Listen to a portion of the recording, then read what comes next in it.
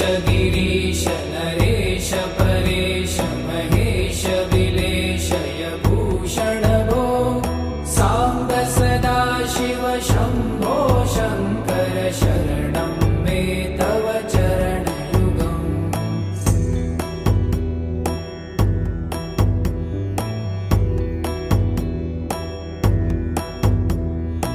उमया दिव्य सुमङ्गल विग्रहया लिङ्गित वामाङ्ग विभो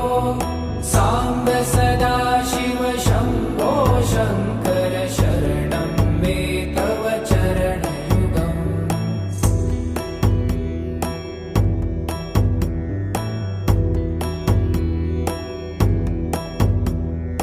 दूरीकुरु मामज्ञमनाथं दूरीकुरु मे दुरितं भो साम्ब सदा शिव शम्भो शङ्कर शरणं मे तव चरणयुगम्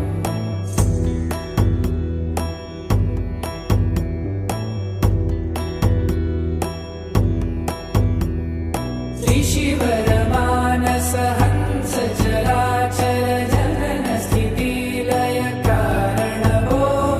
साम्ब सदा शिव शम्भो शङ्कर शरणं मे तव चरणयुगम्